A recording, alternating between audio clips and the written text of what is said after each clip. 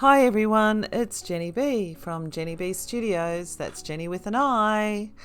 If you enjoy watching videos on painting or you'd like to learn a little bit more about pastels, come and join us.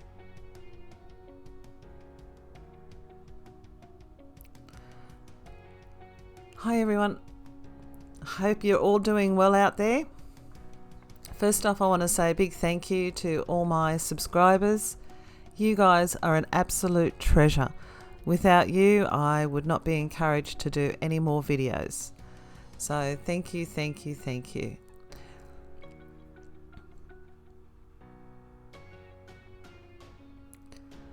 I'm just laying in a blue-grey colour here for the highlights.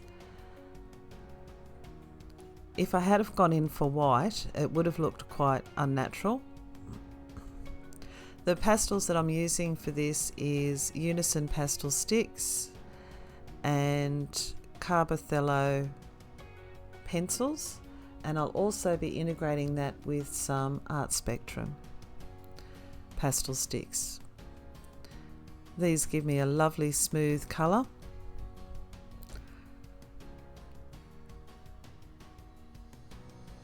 So how are you all? Now I've been flat out in the studio at the moment. I've just started teaching art classes, which is really exciting, and I've got to tell you, I absolutely love my students and the work they're doing. So a big shout out to everyone that's in my classes.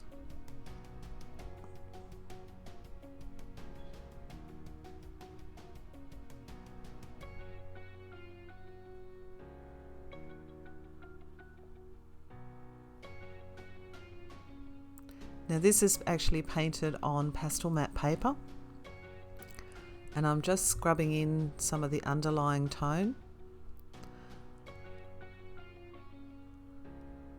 If you wanted to see the detail on how I did that first eye, his coat and the background, I'll link those videos at the end of this video.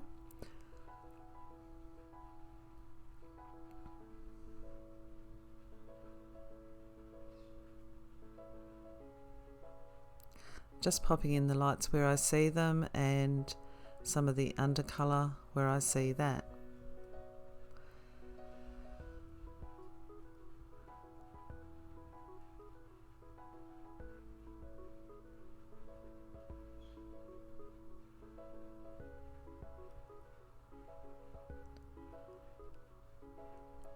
As I go in to do the second eye, I'm actually doing that with an indigo blue colour, and so it's not actually a black. It can be quite deceiving on the video, but it's not actually black. And the thing with dog's eyes is that eyeball itself is quite round.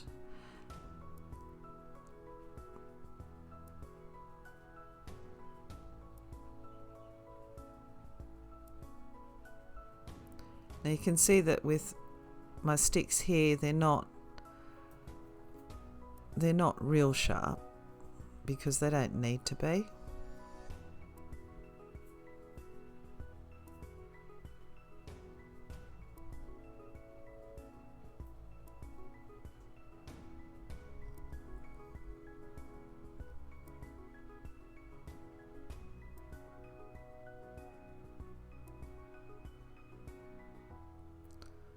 I love the soft texture of pastels and the luminosity that comes from having pastel sticks. I'm popping in the highlight now, but it's not actually a white that I'm using. It's more of a warm light grey. And you can see I'm coming back again with that indigo colour, popping that in. And look, we have an eye. Yay! It's just easy. Now often the eyes will actually reflect the surrounding colours. So if this photo had have been taken outside, there would have been a lot more of the lighter blue colour. However, this is a professional photo, and we're going to see a lot more of the surrounding colour. I'm also attempting to follow the bone structure of the animal as I'm working, which is really hard because he's so cute. But I am trying to follow the bone structure. So we often talk, or you often see videos talking about the hair, and I think it's also important to note that before there's hair, there's a lot of bone structure, skin, muscle, tone that also has to be taken into consideration, because the hair just folds and moves over all of that.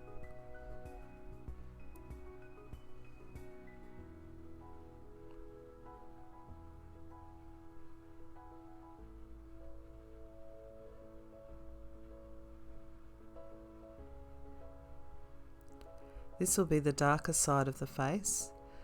As it was a professional photo, the whole photo sort of was lit more how a photographer takes a photo, which takes away from really creating any atmosphere or interest for the artist. So I compensated a little bit for that.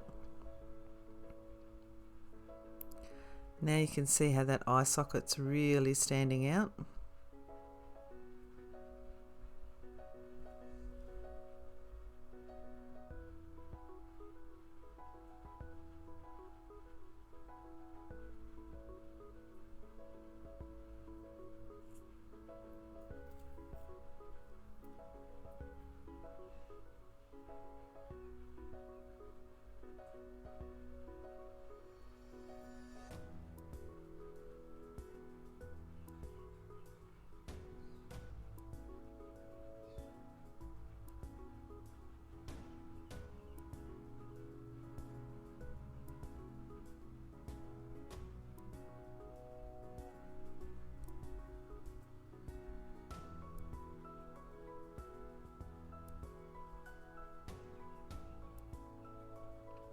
I've had a long journey in art, and I was thinking maybe I should do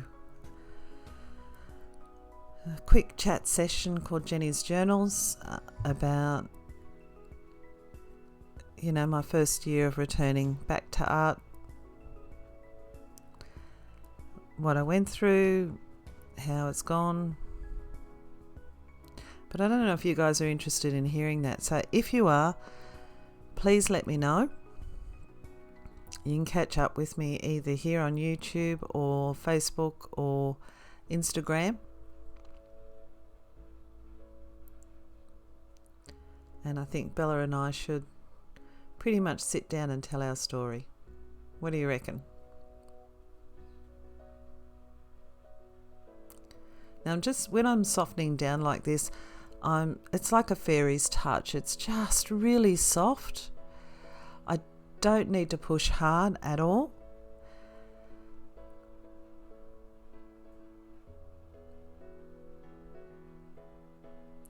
Now, in order to make a subject sit down, we need to have that dark tone underneath. So I've laid that down while I can, and now I've come back to work on the nose. So I've put the undercolour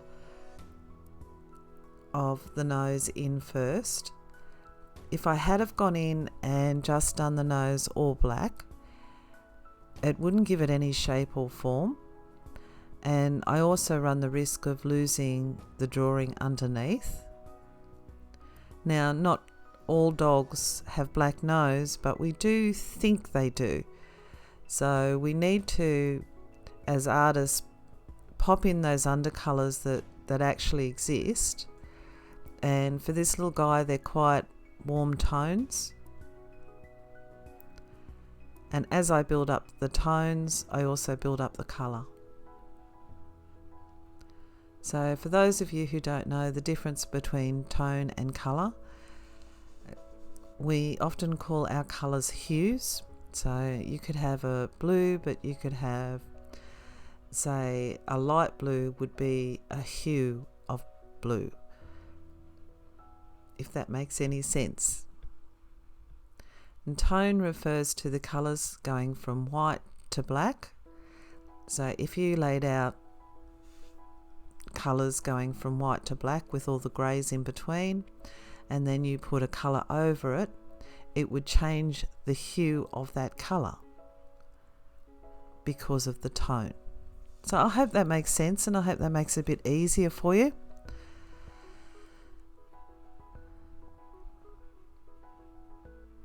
Little bit more work to do here on the nose, but as you can see, it's now coming to life,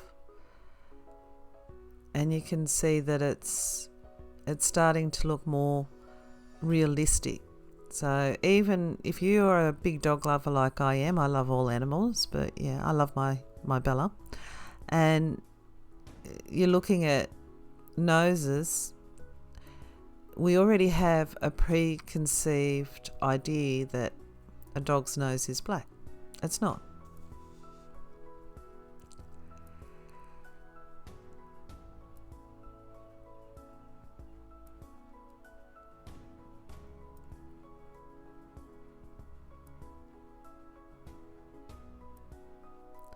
I just want to soften some of these areas. When I sit back and have a look, I can see that this particular area of his tummy is just sort of standing out a bit too far, and I want to push that back a bit. So paintings are often broken up into 3 sections. You've got a background, a middle ground, and a foreground. And depending on what you want to do, in this particular case, I want the face to be the focus, which is part of the foreground, whereas his body is really part of the midground. So that's why the body's looking really soft. As much as I love detail, it is a painting at the end of the day, so I like to keep that center of focus being on his face, especially his eyes. And so I crafted accordingly.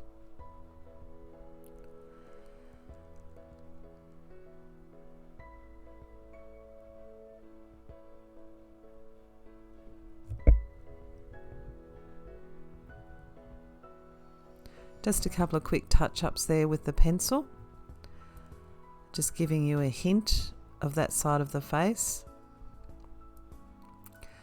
Now this paw over here on what is my left hand side, your right hand side, is really insignificant. It's there, but it's just sort of on the edge of the actual picture. So I'm popping it in. I'm just not going to do a lot of detail with it. Again, I emphasize I want the center of focus to be the face, especially the eyes. And often in portraiture, whether it's human or animal, that tends to be the way we go, and our darkest darks and lightest lights will be focused around the eye area. I'm starting to work more on the foreground, which is this little rug that he's sitting on. So I go in with my darkest tone. Soften that down.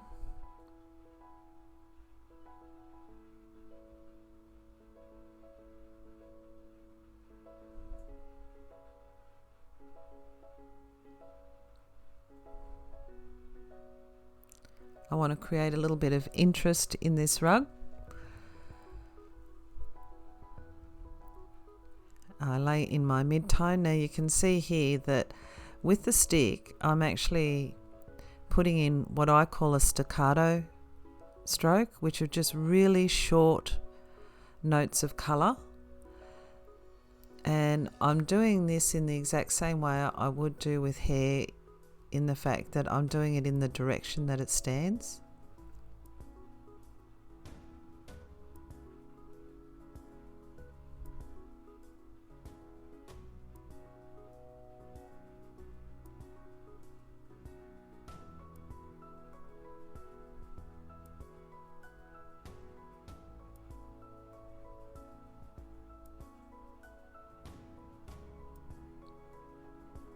Even though I haven't refined it, you can still get that impression that this is really nice, thick, luxury carpet or rug.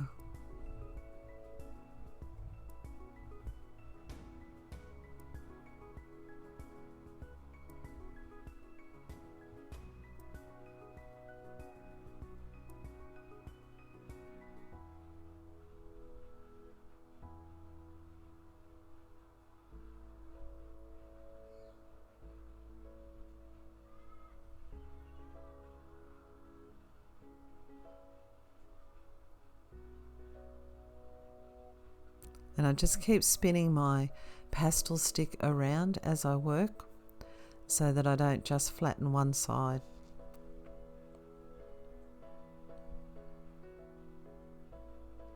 Now obviously if I've got that colour on the rug, it's going to reflect back up into his nose and into his eyes, so I just pop it in while it's there.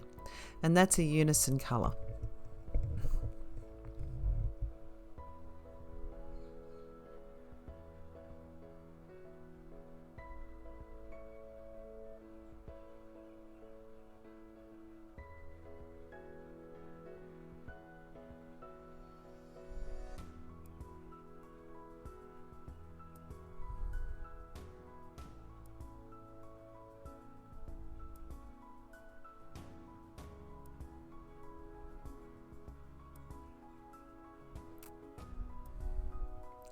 Once again, if you have any questions or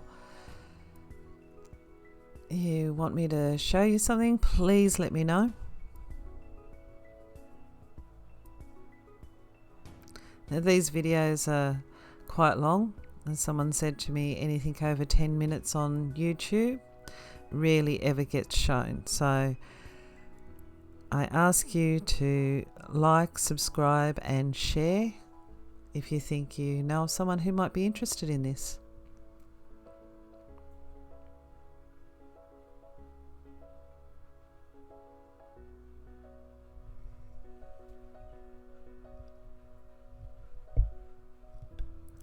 Now you can see I'm popping in some lights, but I'm only doing it on the tips of those fibres. So I'm not following it all the way down to the root of the fibre, just on the tips, very similar to what we did on the hair. I'm going to come in with this blue colour, which is really more of a tinting effort that I'm making. I'm not trying to define every strand of fibre here. I just need to tint the colour back a little bit, just to refine it and to make it look like the dog is actually sitting on something, not sitting above it. And often we can get that if we have too much of a difference between our darkest tones and our lighter tones. They sort of get a floating effect. Again, I'm coming in, now I'm actually using a black pencil, which I'm using just to refine the detail on the nose here. So often with dogs they get that darker line coming through where the hair sort of spreads on either side, and I want to redefine that eye socket.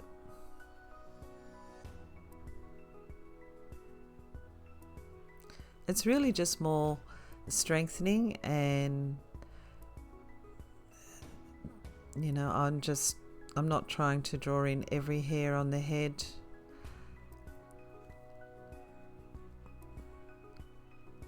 I like our brains to sort of fill in some of the information. On the same hand, I still want it very realistic.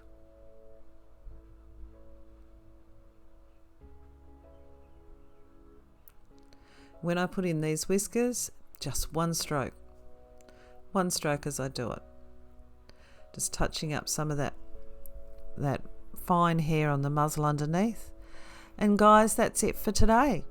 So I really hope you enjoyed it. Don't forget to like and subscribe, and I'll catch up with you soon. Bye.